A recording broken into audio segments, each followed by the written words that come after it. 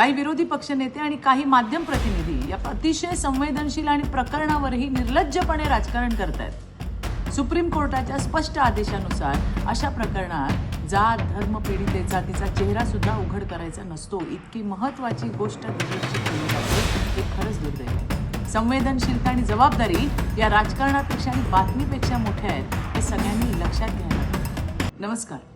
एक संवेदनशील, कर्तव्यनिष्ठ आणि जनसेवेसाठी वाहून घेतलेल्या तरुण निर्भया डॉक्टरने आत्महत्येसारखं पाऊल उचलावं ही अत्यंत क्लेशदायक अशी बाब आहे। ही घटना केवळ त्यांच्या कुटुंबासाठी नाही तर संपूर्ण समाजासाठी आणि विशेषतः महिलांसाठी अतिशय वेदनादायक आणि मनाला चटका लावणारी आहे। सरकार म्हणून आम्ही या प्रकरणाची दखल अत्यंत गांभीर्याने घेतली आहे।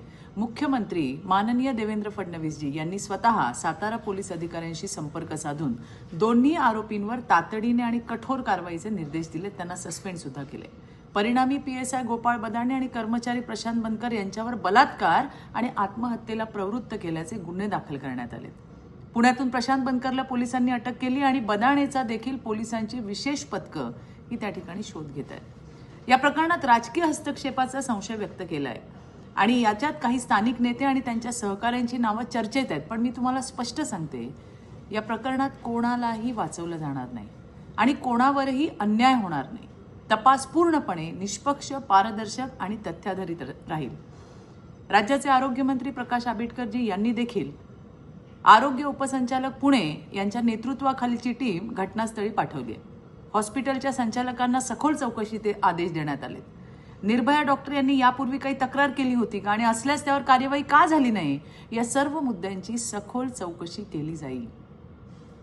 सर्वात खंतजनक बाब म्हणजे काही विरोधी पक्षनेते आणि काही माध्यम प्रतिनिधी या अतिशय संवेदनशील आणि प्रकरणावरही निर्लज्जपणे राजकारण करतायत। सुप्रीम कोर्टाच्या स्पष्ट आदेशानुसार अशा प्रकरणात जात धर्म पीडितेचा तिचा चेहरा सुद्धा उघड करायचा नसतो, इतकी महत्त्वाची गोष्ट दुर्लक्षित केली जाते, हे खरंच दुर्दैव आहे।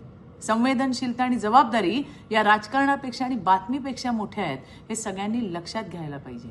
या निर्भया डॉक्टरला न्याय मिळेपर्यंत आम्ही शांत बसणार नाही। दोषींना कायद्याच्या कचाट्यात आणून कठोरात कठोर शिक्षा होणारच, हा देवाभाऊंचा शब्द आहे। पोलिसांचा अधिकचा तपास सुरू आहे। CDR असतील, व्हॉट्सअप असतील, रिट्राईव्ह करायचं काम सुरू आहे, त्यामुळे यातून कुणीही सुटणार नाही।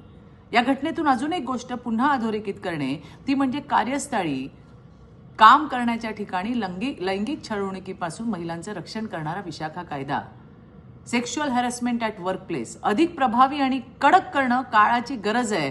यापूर्वी सुद्धा या विषयावरती विधान परिषदेत मी मागणी केली होती आणि त्यानंतर कामगार मंत्री आकाशजी फुंडकर यांच्या अध्यक्षतेखाली या संदर्भात विशेष बैठक मंत्रालयात पार पडली।